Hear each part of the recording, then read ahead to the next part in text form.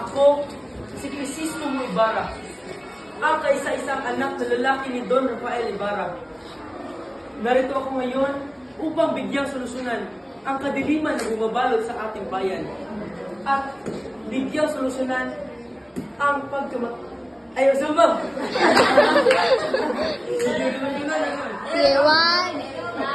Inaya na ay ko na ang mga words sa karon hindi ka maalam. Ito naman.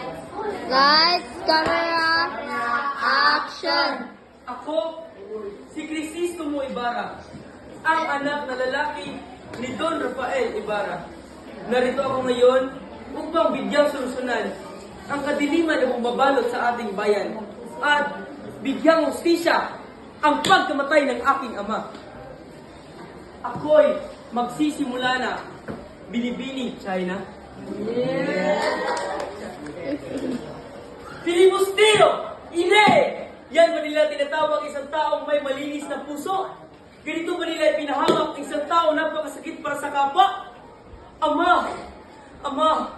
Hindi ko kayang tagapin ang sinapit mo.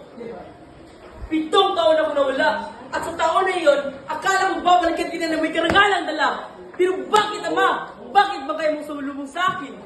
Sa halip na kasayahan, sakit at kawalang katarungan ang bumalot sa ating tahanan.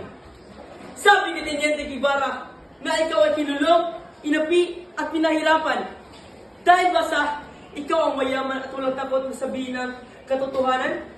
Dahil ba sa tinulungan mo ang mahirap? O dahil lang sa hindi mo sinamba ang kapangyarihan ng nasa simbahan at kamalaan? Kung ito ang aking bayang uuwian, bayan ng pinamunuan ng kasinungalingan at pagdilinang, paano ako mabubuhay ng matahimik? Paano ko ipagpatuloy ang mga pangarap ko? Kung ang anino ng kawalang katarungan ay bumabalot sa bawat hakbang ko? Hindi ko ito matanggap. Hindi ko hayaang manatili sa kadiliman ang bayan ito.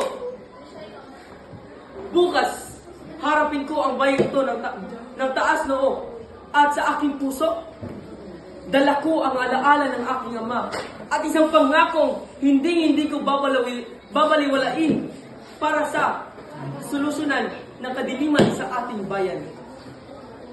Wow.